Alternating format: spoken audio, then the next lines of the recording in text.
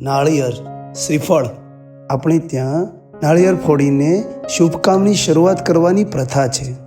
પણ પ્રાચીન સમયમાં લોકો આવી જ રીતે દેવી દેવતાને પોતાનું માથું ચડાવવાનો સંકલ્પ કરતા હતા અને સમયની સાથોસાથ આ પ્રતીક નાળિયેર બની ગયું, જેને પોતાનું જ માથું સમજીને ચડાવવામાં આવે છે.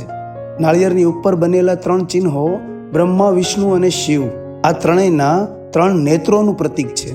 નાળિયેરની ઉપરના રેસાવાળી પરત આપણા કર્મની આડીઅવળી રીતે ફસાયેલી પ્રવૃત્તિઓ સમાન છે અને એનું સખત પળ કે જેને આપણે તોડવા નથી માંગતા એ આપણો અહંકાર રૂપી છે. અને અંદરનો સફેદ ભાગ આપણા ભીતરમાં છુપાયેલી શુદ્ધ ચેતના છે, જેને આપણે ક્યારેય બહાર નથી આવવા દેતા. અને એની અંદરનું રહેલું શુદ્ધ જલ આપણી અંદરની પવિત્રતા છે, જેને હંમેશા આપણે છુપાવીને રાખીએ છીએ, ક્યારે પણ મુક્ત નથી કરતા. અને જ્યારે આપણે જોરથી નાળિયેર ફોડીએ છીએ ત્યારે ફક્ત એક રિવાજ નથી હોતો, એ માંગ કરે છે કે આપણે આપણી ભીતરમાં રહેલી કઠોર પર્વતોને ખોલવાની કોશિશ કરીએ છીએ. જેવું નાળિયેર ફૂટે છે કે આપણા અંદર રહેલું સત્ય સામે આવે છે.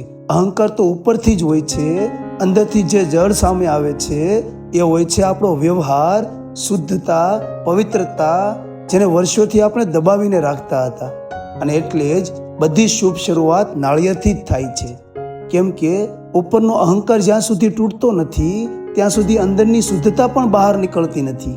અને એટલે જ નાળિયેરને એક રિવાજના રૂપમાં ફોડીએ છીએ તો જીવનમાં નવા રસ્તા પણ ખુલતા થાય છે.